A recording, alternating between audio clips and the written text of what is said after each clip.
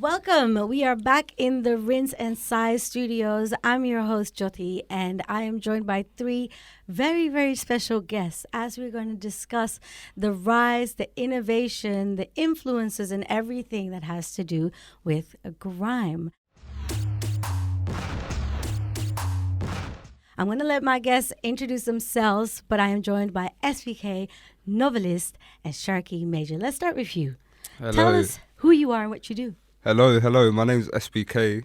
You get me? I'm a young artist. I wouldn't even say grime artist. I would just say artist, innit? Like, I like making the music that resonates with me. And yeah, man, it's a pleasure to be here, man.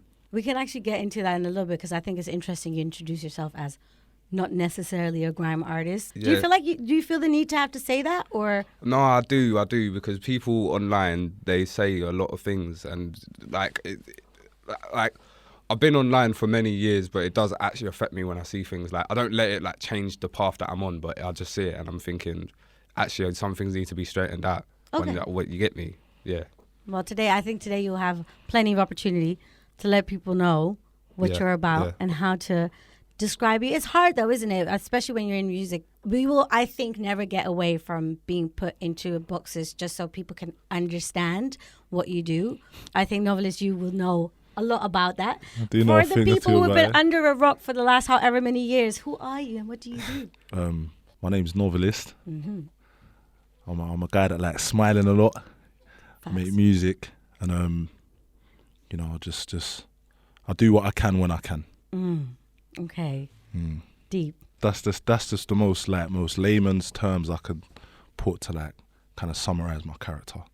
I guess in your case also the work speaks for itself, no? Yeah, exactly. If you want to know anything about me, just search the word Novelist. You might come up with a bunch of guys who write books, but aside from that stuff, if you see any music, that's probably me. Sharky Major, talk to me. Many years I've seen you around this building, these studios.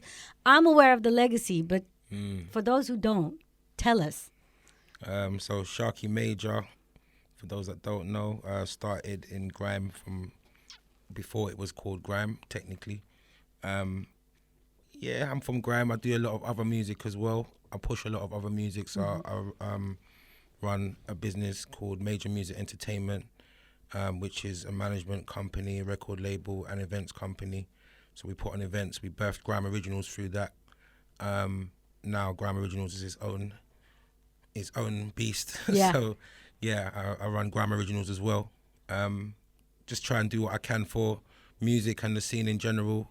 As well as that, I'm still an artist. Serious heavyweights in the studio with me. I explained to you guys off camera before that we had a podcast, part of this series 2 episodes ago, where we spoke to Mac 10, Kai, and Bushkin about how garage turned into grime. And I just wanted to clarify that we will refer to you three as 3 generations of grime.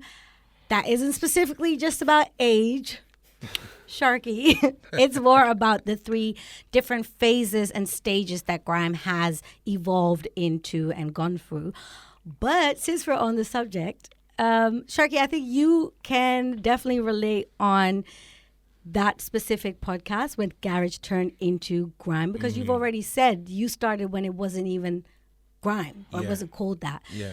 Briefly tell me about how you got introduced to grime, or how you fell into it, how you started off to be now who you are and have Grime Originals under your belt.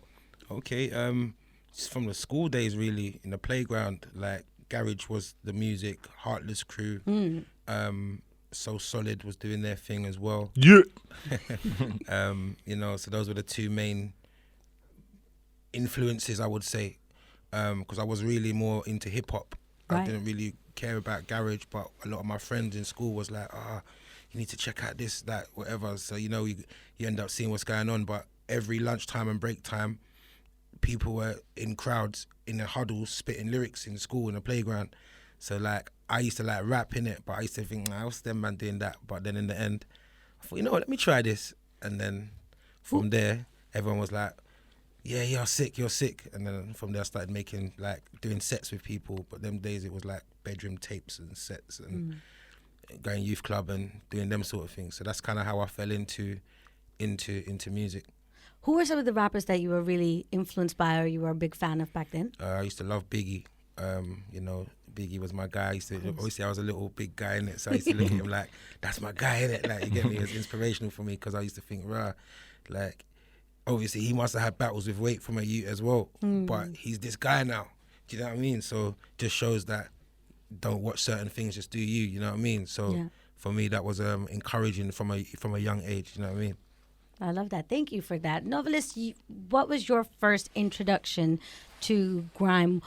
At what phase of grime did you discover it and fall in love with it? I discovered grime when it was like majorly underground, but like I'm some people would consider me like one of the youngest oldest. So like the people who I was around, like my uncle, his boys and that, like they was listening to like some of the grimiest music that was coming out of South. So I was more introduced to people's voices before I even knew what people looked like. Okay. So like man, I had mixtapes, CDs. I was listening to a lot of Roadside G's.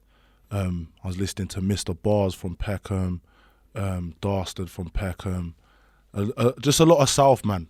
You know, like listening to P Money, the OGs. Well, they weren't even OGs them times. They was like essentials, but it was more like music around my environment before it became like a grime scene thing. So I'd say maybe around 03, 04 is when I first started to hear the music.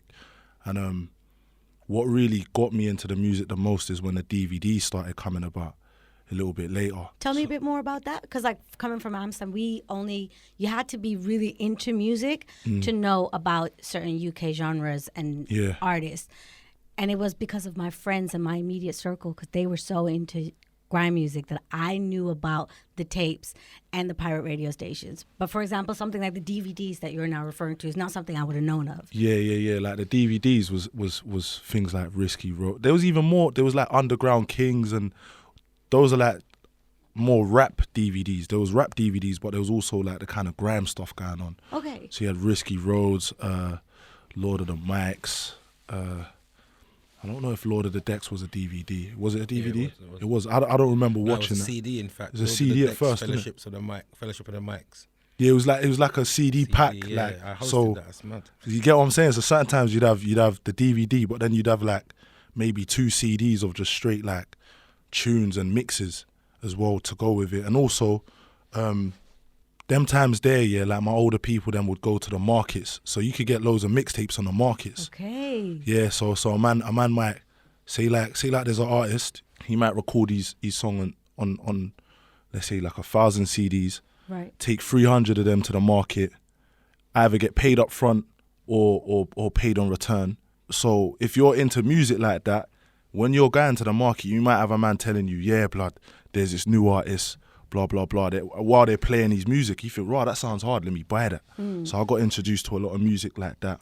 A lot of house stuff I heard at a young age. But it all kind of collided in a sense because of the social circles. Like, I got to big up a man like Super D, Pioneer and them, man. Although they wasn't necessarily making grime, it was still very much part of that UK underground stuff that I was hearing at that early age. So yeah, man, it's more CDs and DVDs before I even knew about radio and X, Y, and Z.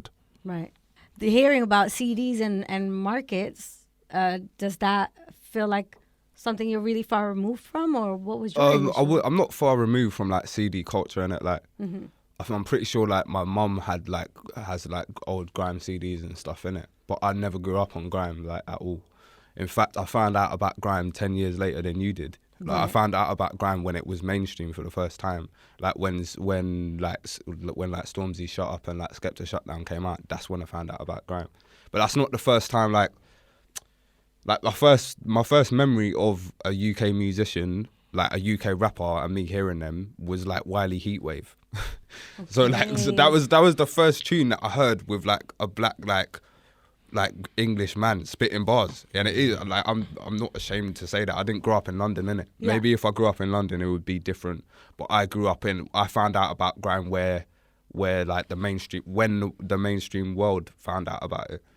Do you know what I'm saying? But like I kind of like when Skepta and JME did Man Don't Care and stuff, that's like some of the biggest tunes that have ever come out in grime. So I just looked at that, and like obviously I love the songs and that in it. So I just did my research, and I've done years of research now of like looking back to the absolute like beginnings of this thing, and like the amount of knowledge that I have on it is it's the same as someone that grew up here and was around it the whole life, innit? Because I've looked so deep into it. Do you know what I mean? But I didn't really grow up on grime at all, man. Nah. So who would you say were some of your musical influences then, like does not necessarily in grime, but someone that really made you think, I want to give this a go as well? Well, someone that made me think that I want to give it a go is my father, man. Like, my father's a reggae artist, and I was like 4 or 5 years old, and he was putting me in the booth, making me make like CDs, but really it was just like high pitched voice shouting, but it was like a CD in it, like. So like my dad put me in a booth when I was younger, but I never wanted to do music, innit? But so like when I was like 13, I think I went to go live with my dad, and I was the only one out of all my siblings to go live with him. And then I went to live with him, and then he kind of just pushed me to do music. And I was a producer before I was an MC. Like, I was just making beats and stuff. And I think my influences were people like Eminem. Like, I used to listen to a lot. Yeah, like I used to listen to like old school like American artists before I listened to anything UK. Right. Like, and I think it's so good you brought up the fact that you weren't located in London, because I think we live in this day and age of the internet. We always say like, oh, it doesn't really matter where you're from because you can now get music anywhere. But to actually hear it from somebody say, look, I wasn't in London, so it took a long time before it actually came over to where I was. I think it's so important for people to sometimes acknowledge that, because you don't realize how overflown with culture and access to music and artists and things while they're still underground you have if you're located in the birthplace of these things. Because you're in it. You're in it. Like, True. You're in it, man. So, and I wish, like, part of me wishes that I was in it, but part of me doesn't, because now, because I wasn't in it, I've come in it, and people that, when you're in something, like, you get complacent in it, and you just don't appreciate it as much. But I'm an outsider coming in, and I appreciate it more than a lot of people that grew up around it. So you get me, like, it's that simple. Like, I appreciate things more than people that grew up. When you grow up with something like in front of your face, you don't like, you take it for granted, innit? Man. Some people have that expectation in them.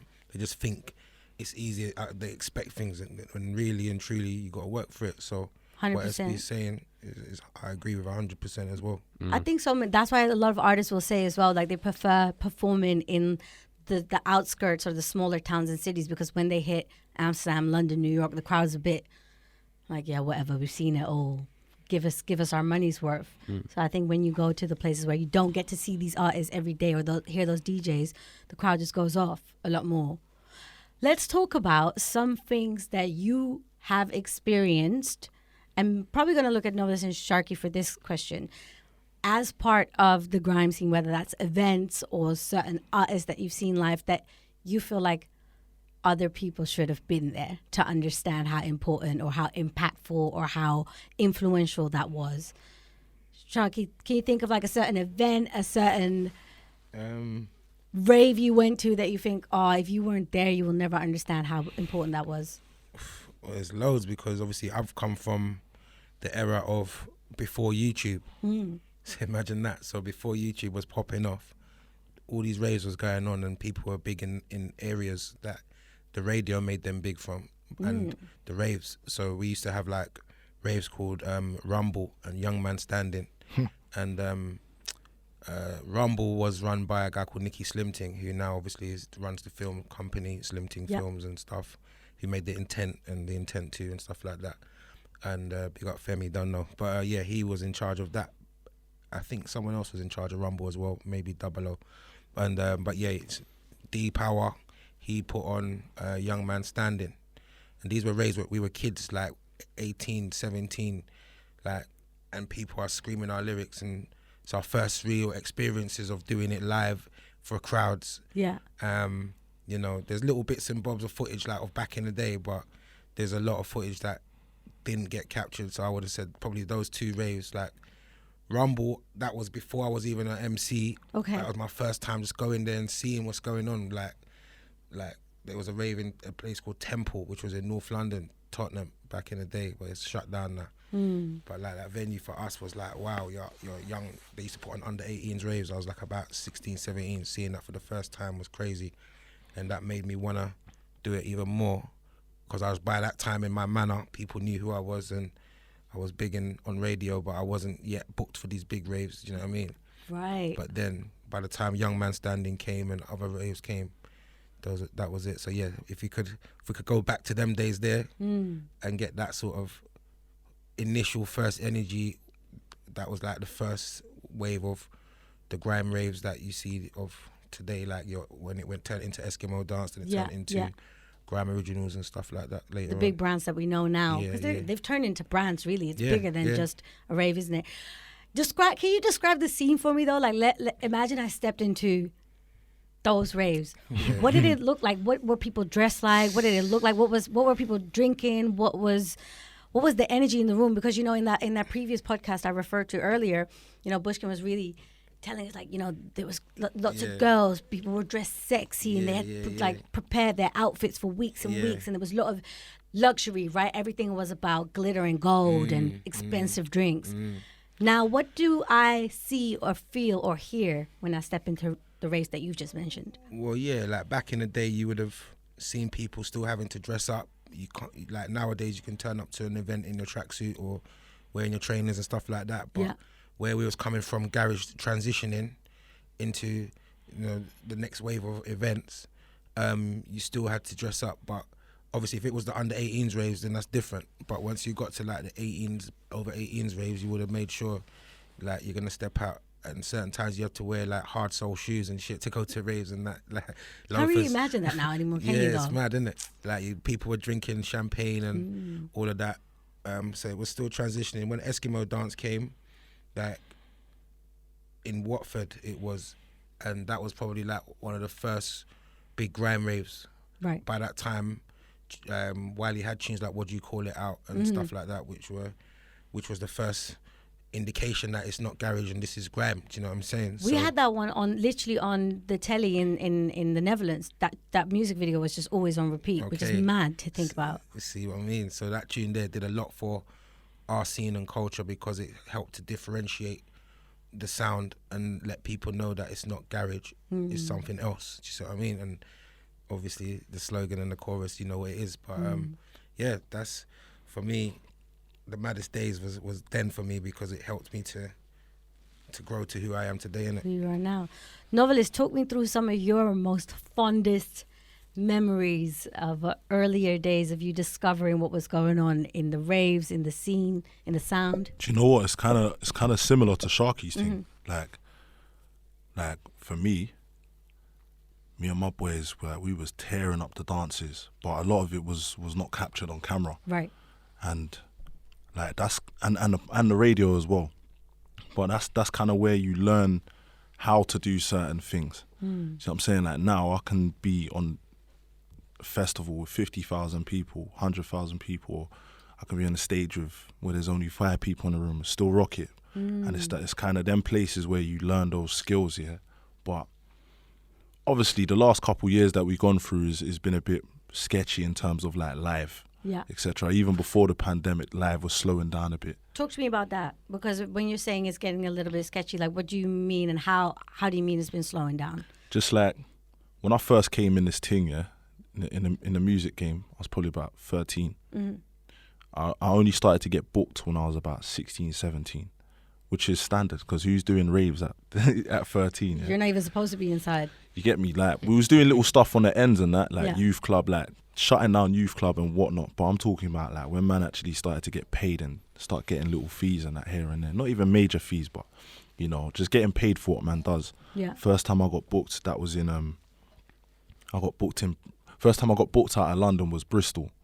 Got booked in Bristol, and I just remember going out there, and because of what I was doing on pirate radio, I never knew the effect that it would have had somewhere so far away. It's packed from the front to the back, and they know all of my bars. I'm thinking, what the heck? Like, what do they know that I don't know? Do you know what I'm saying? And really, it's because they've been taking in my bars every week on the pirate. Right. I figured that out after a while, because when the guys would come up to me spitting my lyrics, they're not spitting like my songs. They're spitting the stuff that I'm That's on spitting the on radio. radio. Right. Do you get what I'm saying? So, or I'll be barring on stage and a man screaming a certain lyric at me, like he needs to hear this lyric from me. So I'm like, okay, cool. Let me give them that lyric, and then it's a straight reload. That's how we was doing it. And but a lot of that wasn't captured, because when you're first coming through, you don't think, yeah, let me document all of this stuff. Yeah. You're just doing your thing. So the frequency of that became high. You know what I'm saying? I'm talking about from the age 16 to about 18, 19, maybe even 20. Yeah, is every weekend was a rave. Or every other weekend there's a booking or party or something, and when you do that, your skills is just going up in terms of like being able to perform, hosting. You might even start making songs and rhythms more geared towards the dance now, because you know, okay, cool, I got this booking coming up. Let me bust out this rhythm and make the bass a certain way so that when it drops on the 16 bar, I know that they're gonna react like this. And do you know what I'm saying? It started to, the performing live started to have a real effect on how I would produce. And there's not too many. What I like about grime is that there's a lot of the MCs are producers. Do you know what I'm saying? This is a really interesting point as well. Yeah. Because you produce. Yeah, I was a producer before anything. Yeah. Yeah, before I ever wrote a bar, I was making beats on Fruity Loops 3 because of my uncle. My uncle's the original novelist. I'm younger novelist, but obviously I'm novelist, innit?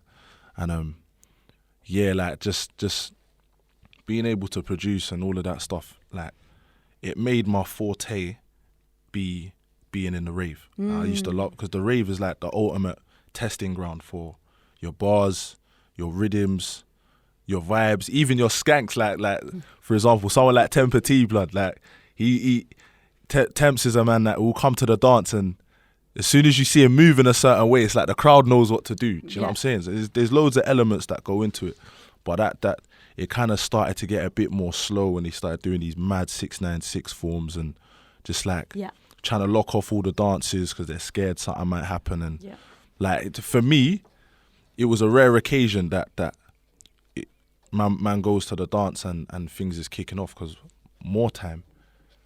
Like, yeah, it will happen sometimes, but it wasn't like that you can expect that when there's a congregation of people. That happens at anywhere. Busy nighttime influenced by alcohol environment. Anywhere. Yeah. So it's not really I wouldn't put it to a cultural thing. Do you get what I'm saying? So that kind of started to put a little headlock on the thing, but generally it was the live was like, we would go there dressed how we're dressed, and then after a while you're starting to see man is dressing like man. So you realising, raw, man's influential. Okay. Do you get me? Okay. And it's been a fun thing to know, because then you can start executing certain things on purpose. A man might say, okay, cool, guys like the swag, yeah. All right, let me do my own merch. Do you get me? And then you start to monetize off of the things you're doing. It's a learning process, but I feel like the raves and the dances is one of the best places for a whole group of people to like learn different things. Yeah. Either from a fan side or from a musician side or a DJ. Like, for example, like big up Grand Mixer. Yeah, I seen Grand Mixer do some things I would never have known a DJ can do unless we was in the dance. Right. Do you get what I'm saying? So that's how it was for me. Yeah, I think it's so important, because that's where the term recording artist and performing artist comes from as well. Some of your favorite singers, rappers, whatever, some of them you just want to put their record on, and then there's other people that you just look forward to see on stage because of their voice. Especially in grime, you have certain MCs that are known for their not so regular voices, whether they're so high pitched or so shouty all the time. Like, that's what people want to see in person, and that's what you go out to see. SBK, question for you. We've talked about already in both the answers, we've heard a lot of references to raves that clearly sound very London specific, but also pirate radio or radio in general. When you think about your age or your time coming up in music, regardless of grime, are there certain things that you feel further removed from that you've heard from now, or do you think that you don't necessarily feel like you had to be there, or you had to do those things to learn your craft? Because, Nova was saying we learned how to perform or make certain songs by crowd reactions at live gigs. How do you feel about these things?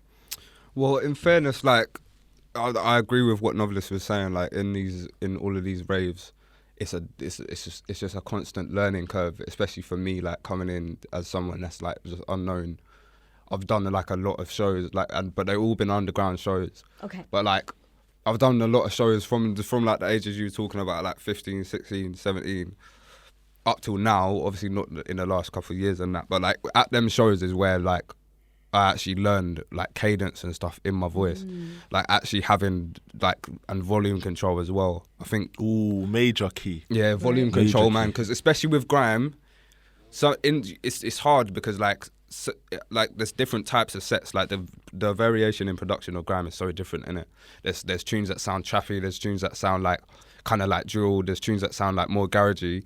And then there's some grime rhythms that are just mad choppy, where it's just kind of just sounds like sound to me. Like it's a vibe, but it's just like you could, like them sort of tunes bang in a rave, innit? Right. But like you have to have a certain voice when you go at it. Like you can't attack every song in the same way. And I think with shows and stuff, that's what I was learning. Like I was just learning about it. It's just skills, like just learning skills and stuff. And I feel like I missed out. Or maybe not even missed out, but it might not have just even happened yet. But like, I don't really feel like there's a one or two moments in like rave culture where I felt you had to be there. I think it was for me. Like even now, like I ain't touched a rave for a long time, so I don't even know what I'd be like if I was in a rave. Like I'm sure I'd be cool, but like, I just feel like there wasn't one moment where I was like, you had to be there, like, because I don't feel like I'm not even trying to like downplay myself. I just don't feel like that moment's happened for me yet. Where I'm like, oh, you should have been there. You get me? Like I've been to bare raves and I've got reloads. Trust and that. me, when it happens, blood, Right. you're gonna hold your head and look around for the camera. Like, I hope someone recorded that. Yeah. And I've done well at shows and stuff. I've got reloads and stuff. But I'm talking about like a legendary moment. Like, and you know what? Like, yeah, like you guys are a bit older than me and stuff, and like. You deserve them moments, and I feel like I deserve it too. But it's just gonna come with time. Definitely. Like I'm a young G. I only been living in London for like a year, so I've been coming here for the years before that. But like last year was meant to be my first year of doing bookings. Like I was meant to do festivals, like a festival tour last year, and I didn't because of COVID. So, but I know that when it opens up again, I'll be back, and then we'll have one of them moments. Brother, and your songs, you've been dropping bare tunes, so Yeah. your songs will definitely have been marinating in people's minds. So when you get to the dance, you're gonna be surprised. They know every syllable, bro. Like, Yeah, it's mad. it's like that. Yeah, you've given the people a year and a half to basically wait so they can see you. So I Yeah, it's guess a this build up. was It's a build up, and that's what it is as well. I feel like a lot of artists in this sort of period, they ain't been on this build up thing, man. I don't know what it is because like obviously everyone's going through something mad or like personal, but like I've just been on this building like momentum thing. I feel like with artists you have to build, like especially up and coming, because like so many people just think they're artists now. Right. But like you have to have momentum. you I'm have to have momentum. I'm just like, yeah, right. You have to have Say momentum. nothing. You have to have momentum, man, and like show Absolutely. people why you're different, innit? That's what I'm trying to do right now. Let me ask you about radio, though. Like, how important do you think for your peers? And, you know, I just want to clarify, every time I talk about anything with peers or time, you know, it's not necessarily age related. It's more like the phase that you've kind of kicked your career off in and amongst and the situations around you. So let's say with you, right, the last few years, how important do you think that radio is right now for artists or even like budding artists who look at you as their role model at the moment? We kind of think of radio as such a you had to be on radio if you wanted to make a name for yourself in grime specifically, but also garage, like all the UK underground sounds. How important is it now? I think at the start of your career it's important just for skills and also to get known, because like I'm mostly known for doing sets, innit? Like I think I'm more known for doing sets and live performances than I am for my music. But like I think it's very important, man. It's just a training ground, it's skills and stuff, but like I think if someone came into the game and didn't do that, like I don't know if you could have like the real grime essence, because that's what it's about. Like you can't say, I don't think you can say like you're a real grime artist if you don't go through at least one phase of that. Right. Like you have to do it at one point. Do you know what I mean? But like I don't think it's something you need to be an artist. I think it's something like that you have to go through to be a grime artist though. What are the tools that are probably very helpful outside of radio right now in the era that we live in music? Would you say it's like social media or? It's social media. It's social media, and again, like I think I saw you say something about this. I think you was doing like a seminar at like South Bank, that interview thing, and I think it was like before your show, and you was just talking about like just be a good person. Like just be a good person, and then your character speaks for yourself, innit? That is the most important tool that you're gonna have, because you can have social media, you can look good, you can have the chain, you can look like you can look a type of way, but if you're not a good person, it don't mean anything. Like you've got no credibility. So I would say like when it comes to social media, and another thing I would say like as well, care about your image, because it matters. Like that's what I realised. I was doing music for years, and I never cared about my image. I just come to any set just dressed like anything. Do you know what I mean? Okay. As soon as I started caring, and it's sad, but as soon as I started caring, that's when like I feel like my growth, like it kind of went like the. I don't know if it was a chart, it just would have gone up at that point. It started peaking. Yeah, a lot like more. it started growing exponentially because it gives someone like, it gives people something to latch onto. Like that's their image. That's what this person looks like. Like instead of just looking like a normal brother. And I'm not saying like start moving like someone you're not, but I'm saying like you get me. It's part of it as well. Yeah. People want to see what you're going to be wearing the next time. Yeah, it's a shame come though. out. It's a shame that it has to be like that, because I wish that I could just pull up like anything. But it just happens that now I pull up and this is what I want to like. Yeah. You get me? But care about your image, man. But don't try to be someone you're not. Right. Yeah. Music and fashion have gone hand in hand for a very long time anyways. I want to quickly go on about the radio thing though, because let's just talk, you and Rinse go way. Yeah, I'm slightly a Rinse baby still.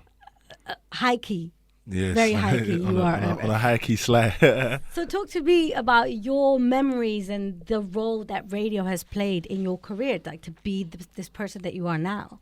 To be honest, yeah, I've been on quite a few different radio. I've had radio shows on many different stations. Yeah. From early, and like it gave me the skills to be elevated. It kind of puts you in a separate echelon, because then you're capable of doing a much more than what a general artist can do. And that's like adding more strings to your bow, you get what I'm saying? So for me, coming up in just like, and valuing radio, it allowed me to meet loads of people, allowed me to get crazy skill sets in terms of talking and understanding the dynamics of conversation, how to get the best out of someone, all of these things. Because you're gonna have radio sets where it's like more podcasty. Yeah. You're gonna have times where you're just straight spitting bars. You're gonna have other times where you're hosting. You might have other times where you're the selector. Do you get what I'm saying? Well, you've done it all, because you've actually hosted radio shows as well. Mm-hmm. So I guess that puts you in a different perspective of how you kind of listen to other artists and how you would want to praise other artists and praise their music as well. 100%. Like I never like to I don't really like to voice my opinion unless it's necessary. But I feel like I've got many angles that I can voice my opinion from, because of being just skilled in the dynamics of where it is to share music to the public and, you know, play music on air, and just taking music from many different angles, whether it's a consumer, producer, someone who's on radio, someone who's listening to radio. You know what I mean? Like, I've been doing that from a young age. But I would say that anyone who wants to understand the music business and the game, radio will always have a major part in it. Yeah. Irrespective of whether there's like playlists or, you know, like YouTube or whatever different avenues there are to like put out music. Like we must consider, that there's some people so far removed from man's culture that they're just on a radio thing, on an FM thing. They don't really care to be online. There's some people who don't even use social media, but they still want to hear music sometimes. They fling on the radio, you know what I mean? So it's radio is like a big it's like a wide fishing net, so to speak. And I think that everybody should, if they're in the music business, should regard it to a certain extent. Doesn't matter what generation they're from as well. Very important. You know, we've touched, well, actually, Novelist, you've touched on the word producer a few times now. I think being like a hip hop baby myself, you know, I remember the days where it was all just about the vocalist, and then slowly, like towards like the end of the 90s and in the early 2000s, the producer became a bigger and bigger role. And now we live in an era where a producer actually makes or breaks an artist. Like the cosign is now the producer, not the other way around. That's how it should be. There you go. And I feel like with grime, if you're ahead, you will know more than the top 5 producers, right? Because you study it, you're a fan, you're always researching. But I guess when you speak to the wider audience, they are way more likely to know, you know, the Pharrells and the Ye's and the, I don't know, other like rap producers. But if you ask them about grime producers, they might just know the top 3 that you always kind of hear the little shout out at the start of a tune. Sharky, should we take a moment to big up some producers within grime? Like, there's a bag of man. Take your time. I feel like, you know, because we talk about the actual people on the microphone a lot, but they go hand in hand, and one doesn't live without the other almost. Yeah, it's true. Tell us about some producers that have meant something to you, or that you feel like are about to come up, or that we should look out for, like whoever you feel you want to give a spotlight to right now. I go way back to when I started. Obviously, people like Jammer was one of the first producers that I was working with closely. Might be one of the best grime producers ever. Okay. Top 3. Okay. Yeah, people Serious. can definitely have a good debate and say Jammer top 3 for producers in grime history.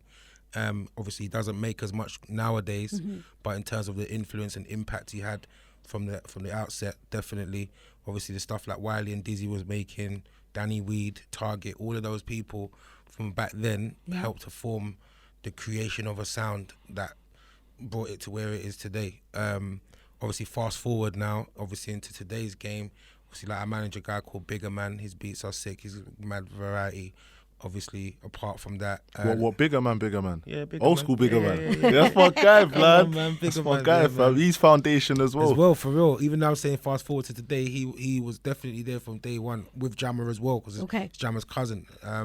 He's part of Neckle Camp as well, so he co-produced the track that I did with Nasty Crew called Take You Out, and he was on that track. So yeah, big up Bigger Man from back then, but he's active now as well, right. And he's got a variety of different music that people are taking in and might not even know it's him, and stuff that's coming. There's Louis B, he's quite good, and he's more current of today. Like he's produced for Boy Better Know and a lot of other people in the industry as well. Have you got something with Louis? No, I actually haven't, but I'm very much aware that he's a Merkers. Yeah, come on, big up Louis, man. There's a guy coming through called Izamic, who not everyone knows about yet, but a guy called Villain is pushing him as well. But I could go on forever. I know there's guys. Yeah, you got a bag. bag. Yeah, there's guys from current and there's guys from new, like from back then. Yeah. But that I reckon so you could put it around, because I know these guys will probably tell you as well a whole load of sick producers as well. SBK, hit me. Oh, with some producers. Okay, I mean, I know some pretty underground producers, innit? So like, there's a producer, I think he might be from like Wolverhampton or something, called 301 Circular. I was with him like yesterday. Yeah. I saw. But he's like a up and coming producer, innit? But Bad boy. he's just got fire. He's got heat. So big up him. You get me? Big up Spyro as well. Spyro is one of to me, he's top 3. Sounds to me, he's top 3. Obviously, it's peak still. As soon as you hear that little drop, the little Sounds of the stairs. you know what time it is. Yeah. It's like he's serious, and he's produced some mad records, and like, yeah, man. There's a lot of producers out there. Yeah, blood. There's so many. Like my mind's just gone blank in it. But while you go through your mind, love, hit us with some names. Oh my day, I'm about to hit you with a shopping list. Come on, I got my notes ready. Let's go. First of all, I want to big up myself. You get First me? and foremost. Yeah. And then I'm gonna big up my brother, Big Prem. His production's like scatty, blood. He's on another level still. Big up Prem. Big up Raj. Big up Kabuto Beats. Big up AIM. You get me? This is Navy members. Big up. I want to say big up my uncle, original Novelist. He was on. He showed me about Big Nov. He showed me about this production thing from early. You know what I'm saying? I want to say big up Mr. Bars as well. Big up Gumbo. Big Big up the whole of the Roadside G's. I like the Roadside G's production from early. Big up Skepta. Skepta's a hard producer from early. Big up man like Wafer as well. I got records with Wafer.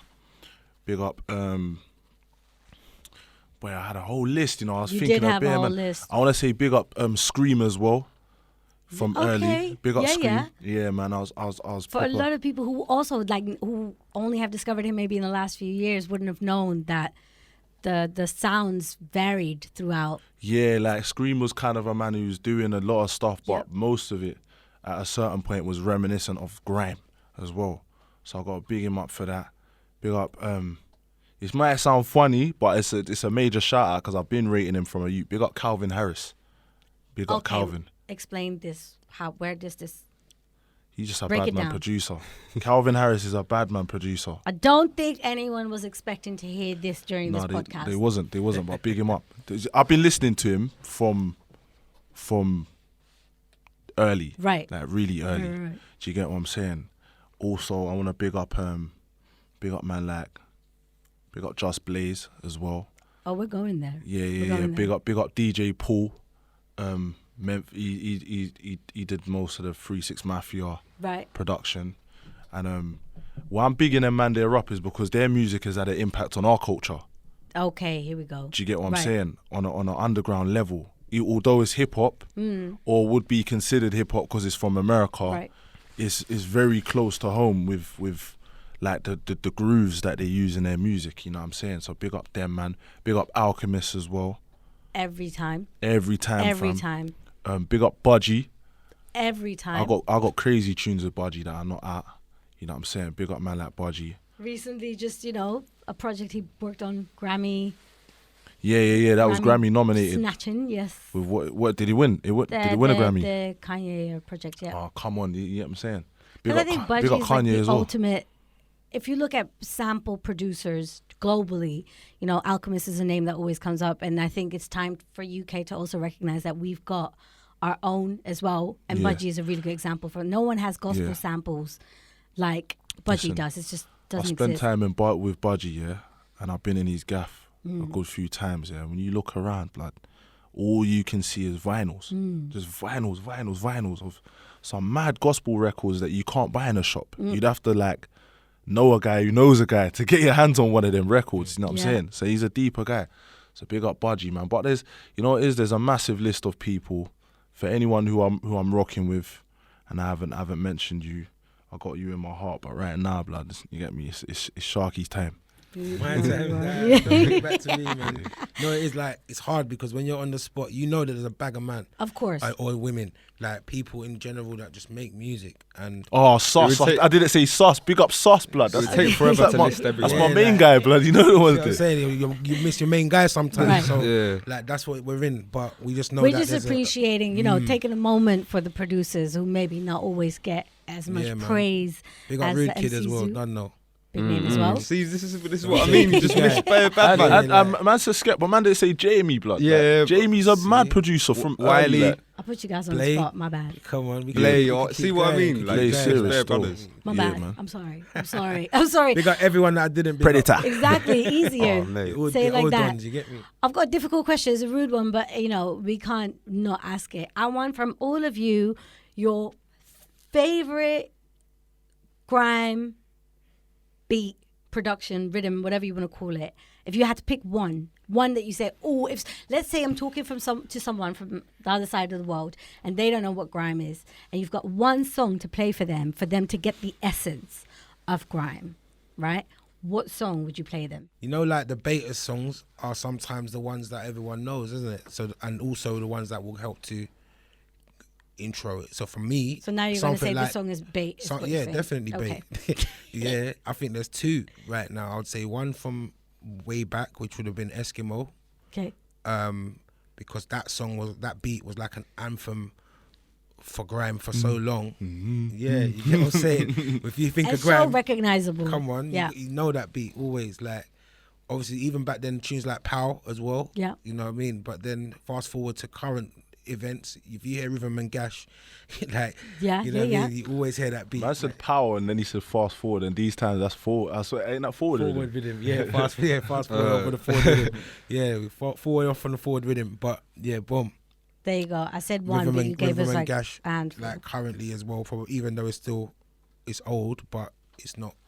they're all way really back. recognized. They're like anthems, aren't they? They're like when you're I guess even like speaking as a DJ, if you drop like a 4-bar of the first 4 bars of that song, you know you're gonna get a huge reaction. And it's kind of like it's one of those tunes that if you say to your mates, "I'll be right back, and we're gonna get a drink," and you hear the start of any of the tunes you just mentioned, you have to come back. You're not getting that drink. You're not getting that drink. Yeah. Wait. Because it's like a call, isn't it? It's like for everyone to like come back and like show where you're from true, and it's what true. you're You're into. ending conversations for them tunes there. True. There you No, you're go. just talking. Especially I like- gotta go. Like, Especially Power, like back in the day when Power used to come on, a forward rhythm, if you might not know it as Power. But yeah, the things it used to do, at one point I think it even got banned from being It did. Yeah.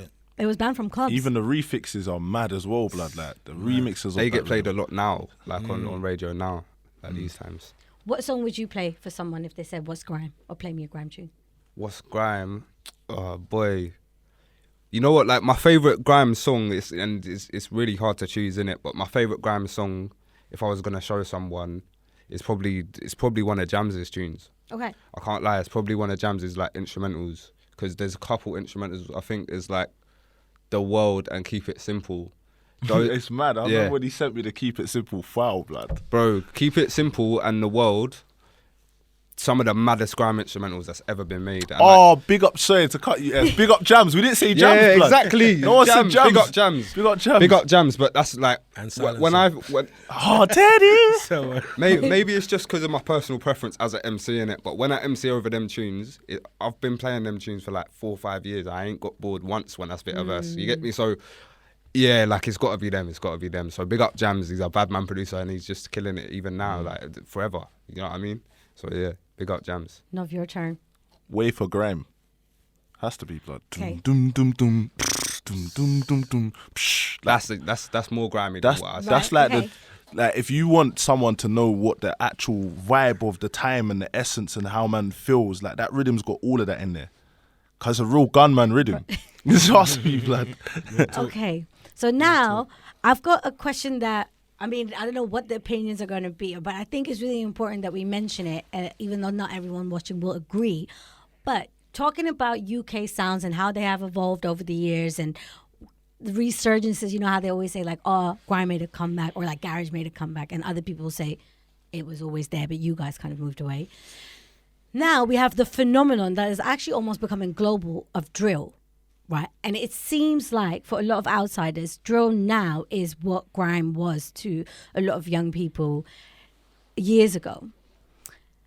Where do you stand on that? Do we see resemblances? Do we think it's a completely different mind state, a different culture? And actually, SBK, I want to ask you, because I think a lot of your peers are now choosing to go with the drill sound. And it is... like no one asks questions about why, because it is a very popular sound. Yeah. Where do you stand with that? Because you seem to distinguish yourself from what's going on. But I've always been an outsider though. From when I was 14, 15, no one was banging grime. Like, no one was. Well, I grew up in Stevenage, so it wasn't even in London. It's more of like a rural town, Right. and it's predominantly white people that live there, innit? But like, I was an outsider anyway for listening to grime then in like 2015 when it was like at its peak. So I've always been the outsider for listening to grime. Do you know what I mean? And there's no doubt about it that like young people my age and below, they care about drill more than they care about grime right now. Okay. And that's just a fact. Like I've got a little brother who's 15 and he doesn't like. That's the only thing that he plays. And even when I go to a party full of people my age, that's the only thing that they play. And I feel like it is the same. It is the same thing, innit? Because if you think about it, we're just talking about the same things. Like all the lyrical content is actually the same as it was back then. Because back then you're talking about like violence, being on the street, like you get me, like street culture. It's the same thing now, but I feel like it's much more harsh now. Like exactly like drill is a bit. Kind of roads are, I wouldn't say more harsh, but there's different doctrines on Right. the road. You get me? It's just more like there's no filter with drill. I think. There's no filter with drill. Hey. Yeah. Sharky, don't you Interesting. roll your eyes at I'm me, thinking, sir.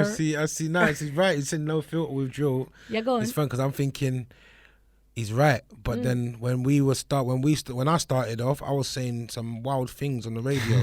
So I don't think there was any filter then either. Bushy But was talking about some like certain radio sets that they were doing when there was a little pay as you go, and yeah. certain things that was said Yeah. were quite.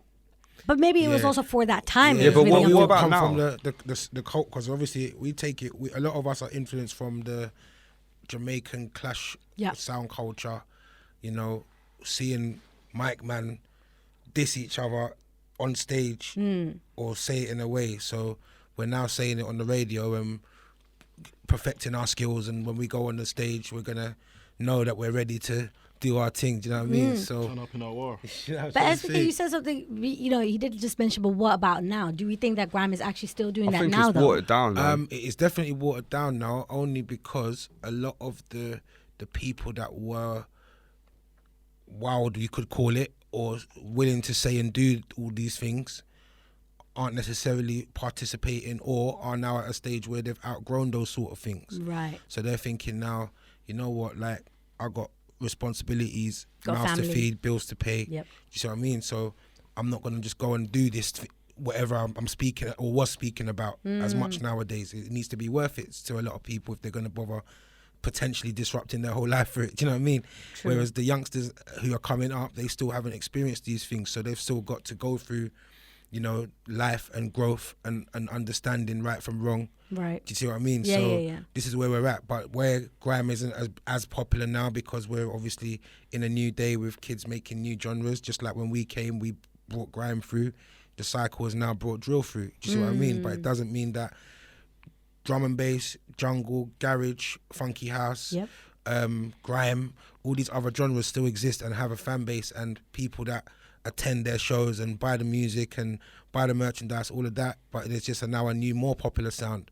Yeah. Until that starts to change and the next sound comes, you know what I mean? So even with drill, you can see it. So it's now starting to show. You've got melodic drill now. Like I could show you my little brother. He's 18. Who I'm going to start pushing through Major Music Entertainment, old type Husks. Come don't on. know, come through. Let them know. Yeah. So boom, when he comes through, you're going to see his vibe. It's drilly, but it's not the typical duck man down on the up block and the scoreboard's 5-0. Like, you know what I'm saying? Like, it's a bit better or a There's bit different. Some You know what I'm saying? genres already coming to exist within drill, Yeah, I guess. as yeah. well. And it's true what you said. I guess right now with the internet, music is being more policed than ever. Like, people are so quick to find you and research if you talk about something, whether that's art or if you're kind of like putting yourself on the line in Yeah, that man, case. it's true. We should be able to express ourselves and be creative, Facts.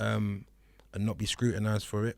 But at the same time, yeah, if you're glorifying the wildest of things, then obviously expect to have criticism as well. Do you see what I mean? Yeah, some sort of results from that. UK, you mentioned dissing people, like certain things that were said in diss tracks or sets.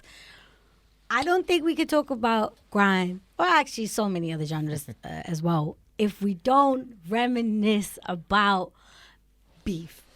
And in a way that we can make it part of the culture, right? There's, we live in an era where, a lot of beef, when we think about it, we think about tweets and Twitter and certain shots being fired online and people ranting on IG Live.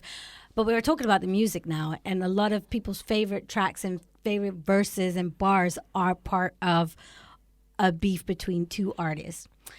Can we talk about some of your most memorable, without burning any bridges with people that you work with or love and respect?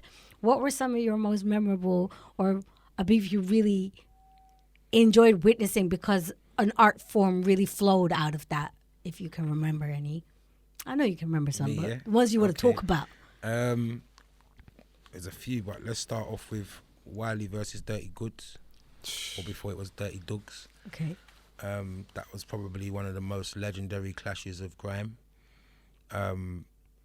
It was live as well in an event in Eskimo Dance. It went from dub plates being played on Trace FM, which was turned into Capital Extra later on, but the main DJ who pushed our sound was playing that. We would stay up late and would listen to that at like 1 a.m. Commander B. Do you know what I mean? And yeah, basically the dub plates were version for version over the same beat. Wiley and Doug's going back to back, going at it on different dubs. Then it turned into them doing it live at Eskimo Dance. So that was a legendary clash for Graham. Some would argue that was like the best clash for Graham. Obviously, some people saw Lord of the Mites clash with Kano and Wiley. Yep. And even I clashed Wiley. So obviously there's been a variety of Wiley incidents and clashes. In Many iconic ones. Yeah, that's probably 3 of about 20 clashes the guys had, you know what I'm saying? Yeah. But apart from that, I think if we fast forward to today, or a bit closer, obviously Chip and Bugsy was a sick clash. Yeah. In my opinion. Those are ones that stood out, I guess. There's a lot more, but... I like how you keep saying fast forward. In every answer. You're like, fast forward. Because we go through obviously it's not... I don't want it to be... Sharky's just only talks about Yeah. old school. You don't really know what's going on today.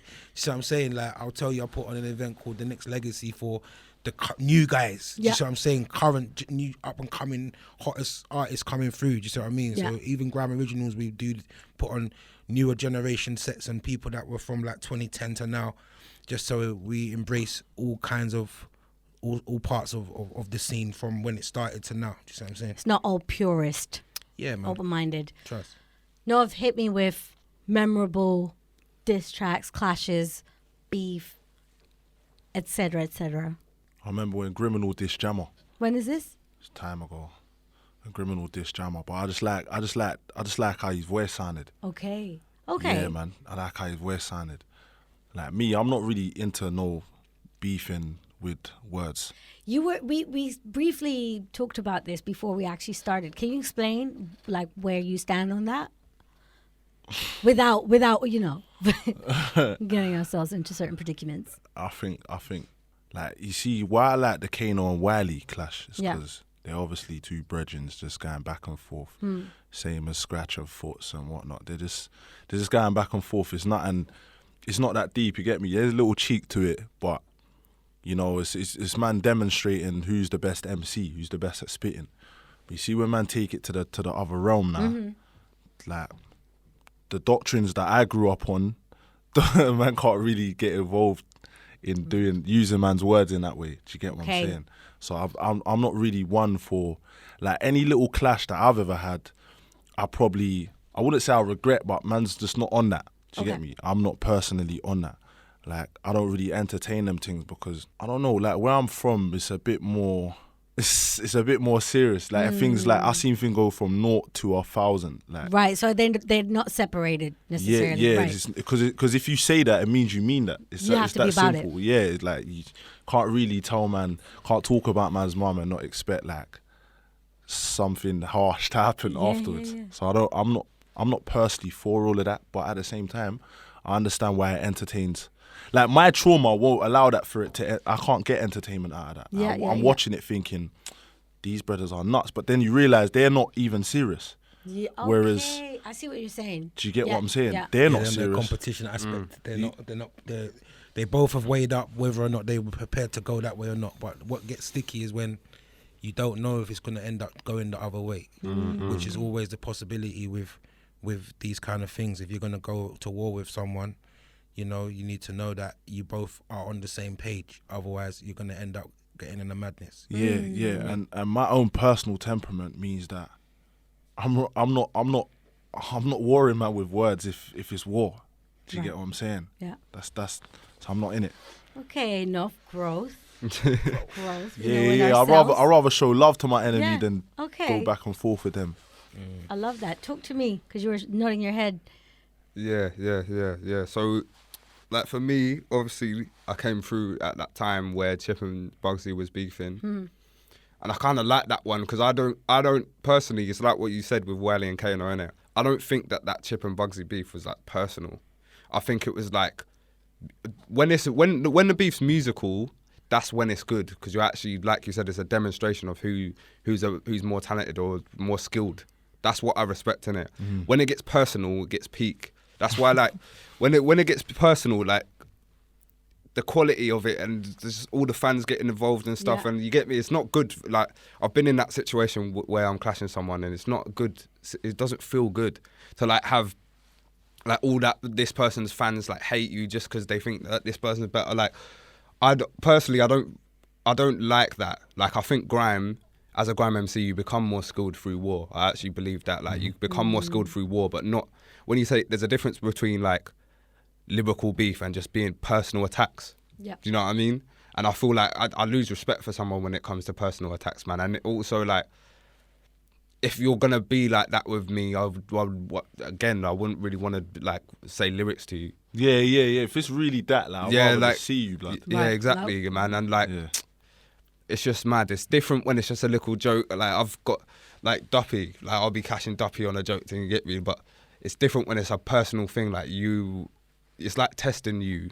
Yeah, so I don't really like It's a it. very small grey area, it seems. Even like if we go back to when I clashed with Wiley, like that was a sticky time at the time, because it was a time when, from my camp and my people around me, we're from what Nov was around, like in that sense of, man, this you what? It's road straight away. It's not music, like, you get what I'm saying? So it leave all your boys in confusion, like, yeah. the man were like, no, we gotta see this guy, bro. And then yeah. you got pressure. It's like, what I'm I'm just trying to write bars, It's man. bigger Man, than you. It's bigger than just, okay. But it was like, I'm speaking to man and he's like, no, Shark, it's just music. Like, come on, that.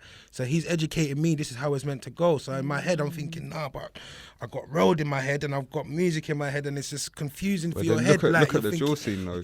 Look at the drill scene. When like people in drill like diss each other on record, it's like real beef then, isn't it? Like, but it's not. I don't feel like it's that in grime anymore.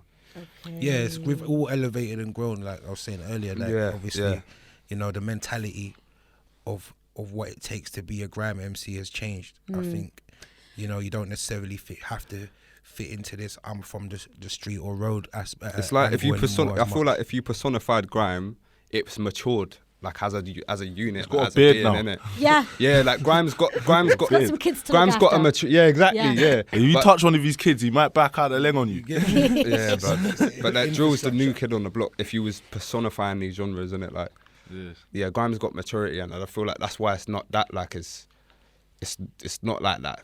The young man's game is like we're dissing each other on record, but like when I see you, I'm actually gonna do something. Or if grime, it's like I can see you, like, oh, that was sick. Yeah, the competition Yeah. side Get now me, is like- built I think up. that's such a good way of saying it, because it's like also a thing of like having to prove something and not having to prove something. as well, Yeah. if you're going to personify the genres.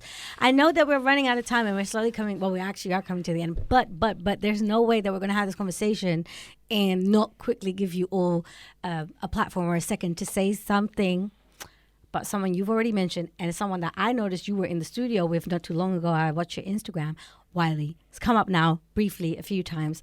I mean, shall we just do a little circle of how, what, when, how you feel, a memory, a moment, would want to one day, whatever it is you want to say. You were in the studio not too long ago, right? Yeah. So like, I was in Norway at the start of the year, and when I came back, I've just been doing sessions with Wiley, and like, as I told you, the first UK music like rapper that I ever saw was him on music TV doing the Heatwave. That was the first like UK rapper I've ever seen in it.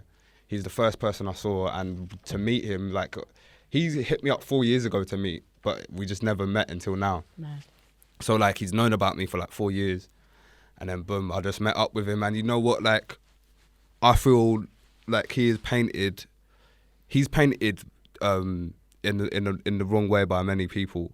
I feel like he's on a different thing where like he's been through so much and he's got so much intelligence that it's overwhelming for him. Like he's actually just he's just been through too much, I think, and he doesn't get what he deserves. Like in the public eye, he's got the respect in the scene and stuff. Everyone respects him. Like you can't be in the scene and not respect him, I don't think.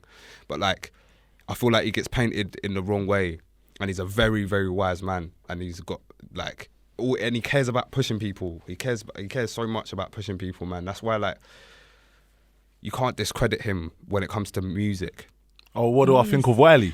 Because I feel like we've had moments where the name has been dropped, and Wiley, that's my guy. we're talking about such an important name within the sound, I the scene. got mad love for Wiley. Wiley's the original roll it up. Like he'll roll you up. You know what I'm saying? Like he's a safe brother, man, proper safe guy. But you know, like unless you take your time to understand him, you can misconstrue a lot of things. Do you get what I'm saying? But at the end of the day, I give credit where credit's due, blood, and anyone who's put in work to where I was inspired with them are part of the reason why I'm even here. Do you get what I'm saying? So big up Wiley and big up everyone else who's laid bricks down for the foundation of this thing that man's a part of. Sharky. Yeah, man, I hold Wiley in the highest regards. From a youth, before I even got into any kind of interaction with Wiley, I knew who he was and obviously respected and rated what he done. And then obviously I elevated, and then, even when we had a little clash and all of that stuff, after that we still obviously managed to put that behind us and respect each other. I would like to think the respect he holds for me is quite high as well. So, yeah, man, he does, like SBK said, he wants to push a lot of people, and that's important, especially when you got the forefathers or the gatekeepers, whatever you want to call it, the original guys, the godfathers, whatever. Like, it's important that we embrace new talent and we push, other generations of our sound, not just for our own gain, but to show the world this is what is going on, and encourage them to continue to do it. You know what I'm saying? So it's really, encouraging when you see fresh talent, under 20, under 18s coming through and either A, just caring to do the music, and B, doing the research, where you can have a man like S sit down with you and talk to you about the fact that he came in 2015 but then done all the research and studied the thing, so he can still feel like I can sit here and have this convo. Do you see what I'm saying? So that's a beautiful thing, and there needs to be a lot more of that, especially as well, a lot of people within our scene, we all need to build up our brands properly. As touched on image, branding, marketing, packaging, how you package your thing. We're in a place now where we've elevated our thing, where it's a business now. It's not just man going on radio or doing a youth club set or hoping that they can go to the rave and touch the mic. Like, we've set up businesses now. So some people are millionaires off the back of it. So everyone needs to respect the thing properly. But we're widely coming back to him, been misunderstood, misconstrued, and hopefully, they'll hold back, take off all the restrictions on the guy and let him do what he does, which is art. Okay, I was going to end it, but now you said something which I really wanted to give Novelist a moment to just touch upon. Maybe you can somehow summarize, because I think so many people watching this will find this helpful. You've been so vocal about how you chose to go along, or about your journey as a musician, within the day and age that we live in, with record deals, major labels, publishing, and all these things that kids hear about, and they don't quite grasp how it works and how to be part of this big, well-oiled machine that also has a lot of pitfalls and can seem very glitter and gold from the outside, but when you're in it, it turns out to be a real different game. You have made it a very important part of the message that you bring out to people about how you've taken control of your art form, of your career, and what you choose to put out and how. Briefly, can you tell us a little bit, if you can give the people a message of what's important for them to know that not everyone talks about? The main important thing is that, like you just mentioned, the machine, yeah? Most people don't know you can make your own machine. And it obviously it takes work, but you can do that. Do you feel me? So, like, I've had a taste of the machine, in a sense, and it's not that it was all bad, but I thought, right, like, there's not much that I saw being done that I thought to myself, I can't do this. Do you get me? So, I'm a family orientated man. Like, I love my people, I love my brethren, my spars, and I think to myself, what's gonna be my legacy? What did I make that people can own, man can pass down? Yeah, you look at it like land. What's the land that I own? Yeah. Do you get what I'm saying? I could easily be bought into something, but when you're bought into something, there's always a price. My thing, you can't really put a price on my thing, because I'm gonna take it and value it where I want to value it. Do you get me? And then if you esteem where it is that I do, you're gonna have to pay what I tell you it is. Right. So that's my angle when it comes to building, just across the board. It's slightly a bit conservative. But at the same time, sometimes you gotta be that way for your people. You gotta be that way for yourself. And I don't have nothing against the infrastructure that works for individuals, but I'm also letting those people who think like me or potentially want to think like me see an example of, hold on, you can attain all this knowledge and X, Y, and Z and take your time, and it might be a bit of a longer route, but you can do this and utilize your skills to where you can make a living and build a legacy and do something important for you and your guys. And it inspires other people in a way. Absolutely, 100%. Thank you for that. I know I really wanted to touch on that, and we couldn't end the conversation without giving that a bit of insight. And I guess, if people want to know more about how you've done what you've done. Join my mailing list, fam. Plug it. Tell people. Yeah. What mailing list? Where? If you go on my Instagram or just go on my socials, you'll see in my link tree. Click on my link tree. You can just join my mailing list. If you want direct contact with me, the best way to go is just join my mailing list. It's putting you on game. Thank you guys so much. Quickly, what do we have to look forward to? What are you guys working on? What is coming out? What can we expect? Take it away. Yeah, man. So obviously I feel like the last year's been pretty successful for me. I think I actually found the direction that man's going in it. I've been working for a lot of years to do this, and I think I'm actually finding out who I am now. And now that I've done that, everything that I'm dropping is just straight heat, because it's honest and it's truthful, and it's music that I love, and I want to share that with people, innit? So just watch out. That's all I can say. Novelist. Yeah. I've been screaming this for years, man. Just click that notifications on button. Yes. Do that. Don't come up to me asking me when's the new music on the roads, because then I'm gonna know you're not locked in. Because I've been dropping new music. You know the ones there. Yep. You'll have fans. Oh no, I ain't seen you for what's going on? Bruv, I just dropped the maddest tape, cause you put your notifications on. How about that? That's what I told my people. Then that's it. Love that. Yeah, I'm gonna run with that You're one doing as well. 20 million things. So I'm gonna try and keep this as brief as possible. So you got obviously Grime Originals YouTube channel. I like that. Put notifications on. Subscribe, bro. Hit like, comment, share, subscribe, all of that good stuff. GrimeOriginals.com. Obviously, you can visit the site and see what's going on for all different types of content in grime. We're covering majority of people doing grime, their stuff, including things that isn't necessarily grime, but they're still associated to grime in one way or another. Then you've got majormusicent.com. Obviously, that's for the label side and the management side. Big up all the artists on the team there. We just dropped a new track called Major Music Rally, which features Tommy B, Talifa, K9, King Ra, Black Steve, Myth, Fuming, and myself, produced by Bigger Man. That's all the artists that are on Major Music. My goodness. So yeah, we just had one big track called Rally, and the video just dropped. So that's on Grime Originals YouTube channel as well, and available on all platforms now. And I've got a track coming out on the 2nd of April. By the time you hear this, it might already be out. Yeah, that's coming out with D-Power and Discarda, produced by Z on Crunchy, called Bills to Pay. Love that. Thank you for that. Loads to look forward to. I want to thank all three of my guests, SBK, Novelist, Sharky Major.